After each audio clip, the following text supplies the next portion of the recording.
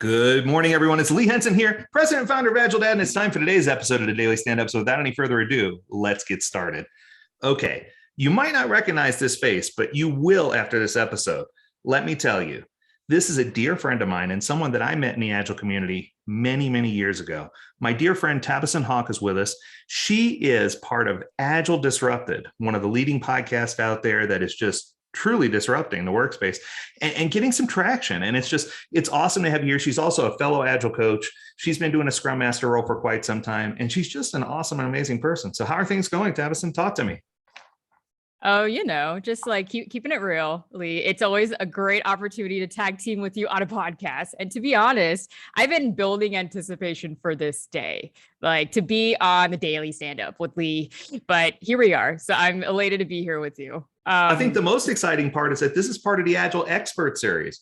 So you're going to be here Monday with all these other affluent Agile experts. So this is your chance to knock it out of the park. This is your chance to tell us what's going on.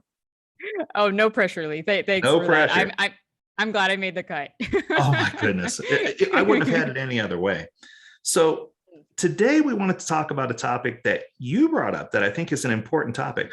We want to talk about customer needs over wants. Now, I know that I've done several episodes about, maintaining a good backlog or having good acceptance criteria or preparing to enter backlog items in. But I think that, I may be missing part of the story. So I'm counting on you to help me. So tell me a little bit more about, for my first question, tell me a little bit more about customer needs over wants and what that means to you. How is this impacting your Agile world? Yeah. And I'm glad you bring that up because it's a fundamental question that I think a lot of product people learn on the job, and it's not actively discussed in a lot of trainings out there. And this is a constant discussion that I'm having with every place that I work. And I bring it up in today's conversation because it goes down to the fundamental responsibility that we have as human beings of when we decide something is a need versus a want, and then escalating that to customer needs and wants. And you're speaking on behalf of someone and their needs and wants. So to bring it back, like when we think about ourselves as human beings, how many times a day do we decide this is a need and this is a want? And what does that tally look like? Like how many times do we accept things that we want versus focus on things that we need? And that fundamentally impacts the livelihood of the product people that we work with every day. Yeah, I have 4 children, so I can totally relate to this. And I love that you brought it back to the human factor, right? I mean, it's like, okay, so touchy story, but I'm going to share it real quick because it's a short one. So my son had recently gotten a car accident in one of our vehicles, and the car was totaled. He was run off the road. It wasn't a big deal, but yeah, it was a big deal, but it wasn't his fault. So one of the things that he said, okay, well, we need a new car. And I said, yes, we do. And we ended up going out and purchasing a new car.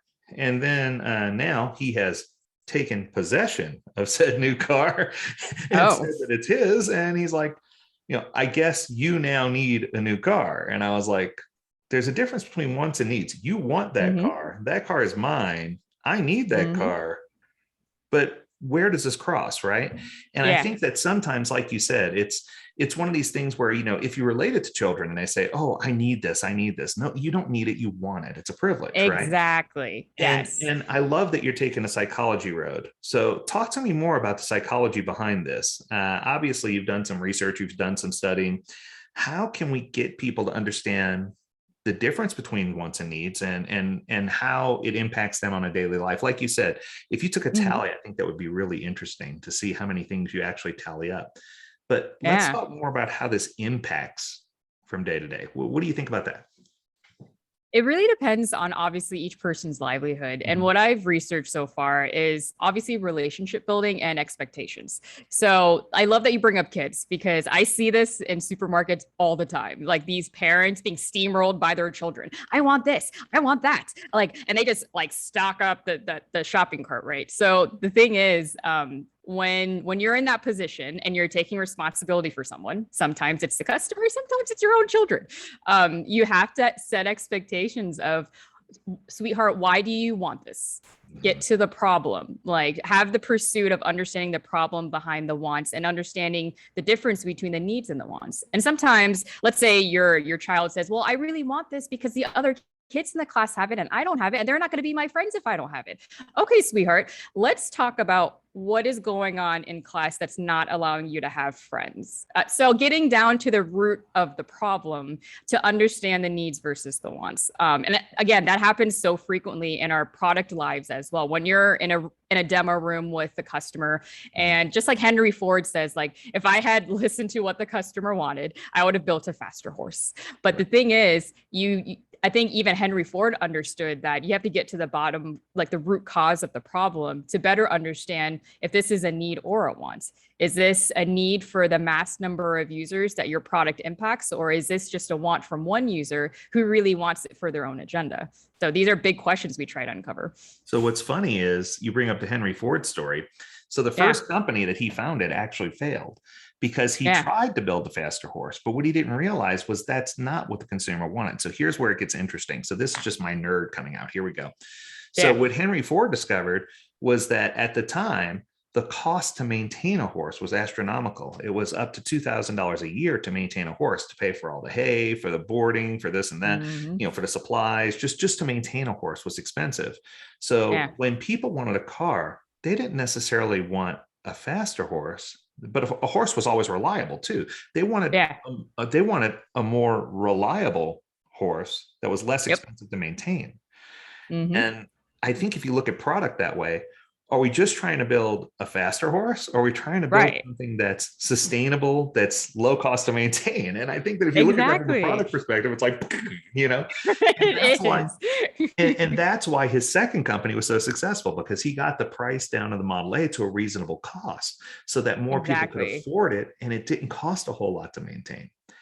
But I love the twist that you put on it when you humanized it. So the first takeaway from this conversation for everyone listening, the first takeaway is that when we talk about wants and needs, sometimes we have to break down to the root cause. And I love that you went there. You said, what problem are we trying to solve, or what are we trying to make better? What are we trying to enhance or improve, or what problem are we trying to solve? And if we can't answer that question, then that automatically transforms it from a need to a want, because you can't justify the need. Exactly. Interesting. Okay. So I'm not stealing a show. This is your show. So tell me more about, so tell me more, because I love that you went there, but how does this impact us in the Agile world? So let's talk about that. So now that we kind of have our head around the psychology behind and the humanized approach behind, tell me more about how this impacts us in the Agile world. What have you seen? So something I've seen trend over time is that our ability to define or even justify needs over wants really is tied to our ability to say yes and no. Because if you say yes to many requests by the stakeholder or the sponsor, if you say yes to many requests, even by the user and the customer, when do you say no to say this is actually a want versus a need? So I think they go hand in hand sometimes, because I actually did this mini experiment. I'm building this video game on the side for product people. So, and we did a user test of measuring how a product owner's ability to define customer needs over wants was. And what we learned was that they struggled to activate that skill set, because there is an ability to say yes and to say no to stakeholders. And most of their time in their relationship with the stakeholders, they end up saying yes. Like it's this constant acceptance of features, and it's this constant acceptance of these new functionalities to a product, instead of measuring how that impacted their last release. What did we learn from our last release to tie it back into what we're trying to release now? Is this a want, or is this a need for the same problem we're trying to experiment with? And all of those things, I feel like, tie so well into the root cause of our ability to define needs over wants in equivalence to saying yes and no to good ideas and bad ideas. I remember when I took my certified Scrum Master training. Now I'm taking you back in time here. You ready for this? Back in 2003, when I took my certified Scrum Master training, and I took it from Ken Schwaber. And Ken had an exercise called Major League Baseball, MLB, and it was called MLB tickets. And what he did was he piled on the number of things that he wanted. So during the exercise, says, well, now it needs to do this. We just got word from the customer that now they wanted to do this and they wanted to do this. And the exercise was supposed to be, could you create this perfect experience for a Major League Baseball ticket customer, in an hour? And by the end, you could see that he was getting more and more frustrated and more angry. And it was cool because the takeaway was that he wasn't upset that we weren't meeting the needs. He was upset that we kept saying yes. Yeah. And one of the things that I learned, and this comes from Marriott School of Business. So this is a good one for you. Eccles School of Business. Sorry, not Marriott. It was Eccles School of Business. So University of Utah, Eccles School of Business. They taught in one of their sessions. Now, I attended the session live. They said to leaders, now this is to executives. They said, you should always keep asking as long as they keep saying yes. Don't stop asking for things until they say no. Exactly. You nailed it. So, and I mean, it's very hard. I mean, we think about like the human aspect of it too, saying yes and no to things. Obviously, like if we bring it back to children, like we don't want to like be a drill sergeant with our children. We want to make them happy, but there's got to be a balance. Like if you're thinking about the future of your child, if you're thinking about the future of your product that's like impacting a mass population of users, you have to take that responsibility and saying yes and no and making a judgment call, essentially, that this is a need. There is a root problem that's tying to this need that we do need to uncover as the product people behind this product, versus saying yes to many cool ideas that the customer might bring in, but ultimately inflate a product that no one might even use. Like you might see a decline in user activity because you said yes to all these things. And now your product, what was once a TikTok app, is confusing. It's like Snapchat / TikTok / a lot of other things that people don't really know how to use anymore. Well, it toasts bread for you. It helps you find your perfect soulmate.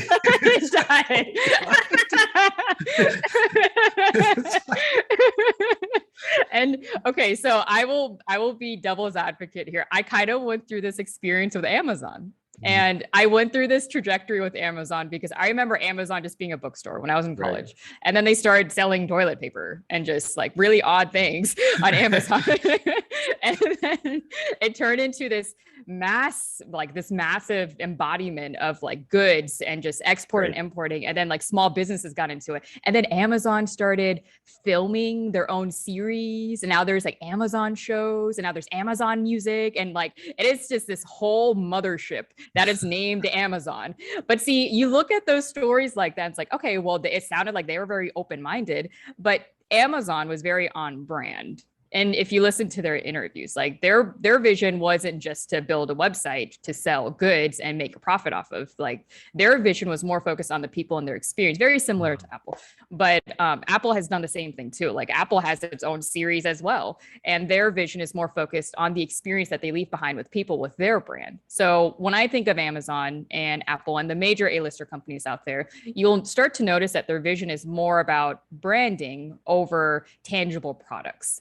And when you're making those decisions, needs over wants with your product, you want to take it back to your vision too. Like when you're uncovering these root problems and you have this conviction to pursue the problem that you're trying to solve with your potential product, your product could turn into something completely different because now you have a new problem that's on your radar, but it ties back into your vision.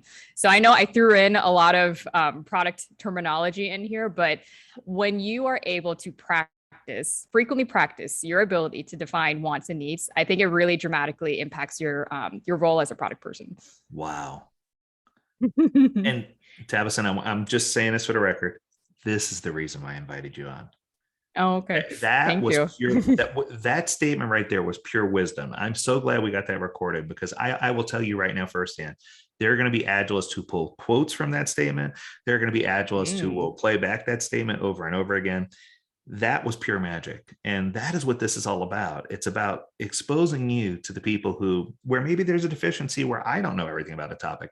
It's bringing out those people who know the best about those topics. And you nailed it there. You sent it home.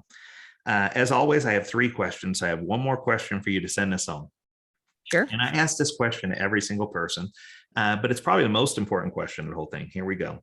So I know we talked a lot about customer needs and wants, but with that being the topic, tell us one thing. If I'm a new Agilist or someone who's brand new at doing Agile, I'm a brand new product person, I'm a brand new Scrum Master, I've been brought into an organization and I feel like I'm drowning. I feel like I can't get my head above water. I'm treading water, trying to swim, but I can only tread water for so long before I drown.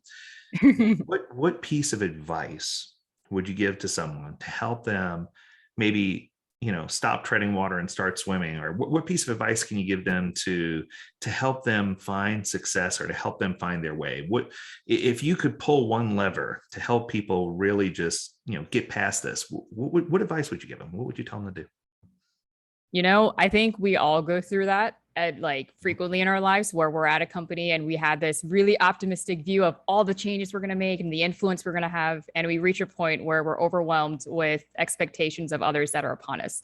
I will say that when I'm in that position, I try to bring it back, and I'm going to quote Simon Sinek. And I know all my listeners are going to be like, oh, here we go. Like with Simon Sinek, but start with why. Only because when you talk about that topic, I know it sounds easy, to start with why, what is your why statement, but no, really break it down to the point of, why did you join the company? What is their vision? Why are you there every day? What is your purpose in the office that you're working in? Why are you an Agilist? What made you become an Agilist? Are you still doing things that tie into your why? And then also, if you're working on a product, and let's say it's just it's a frustration with product, your role, you feel very confident in, the company's great, everything's great. It's the product that's really bringing in a lot of stresses into your life. Bring it back to the why with your product. Why does this product exist? What impacts does this product make every day to its users? Is this turned into something that is no longer tied into the original why that was built behind the vision of this product? Because let's just be real here. There's a lot of products out there. They're probably older than I am. And that's what I call legacy products. And when you realize maybe the why has drifted for why this product even existed from the very beginning, that's something to definitely explore. But a lot of things you can explore to understand and really give yourself credit for. If you're feeling drowned and frustrated, don't be hard on yourself. There's a good reason why you're feeling this way. All right. Last but not least, if people want to reach out to you, if they want to listen to the Agile Disrupted podcast, you want to give them some info, where can they find you? What can they do? And then we'll close this thing out. Yeah, absolutely. So Agile Disrupted has its own site called agiledisrupted.com. You are welcome to visit that site. All of our season postings are on there. We're definitely available on most podcast platforms, Spotify, Apple, Google Podcasts, the works. We are also on YouTube. But if you definitely want to reach out, feel free to follow us on LinkedIn as well. We have a huge presence at the community that is behind Agile Disrupted. Love it.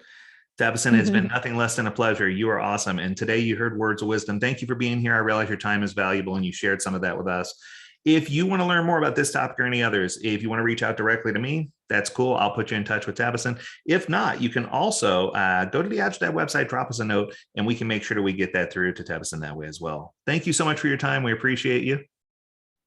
Thank you so much, Lee. It was a wonderful time. All right. Well, stay healthy, stay well, and stay agile. Until next time, my friends, do take care.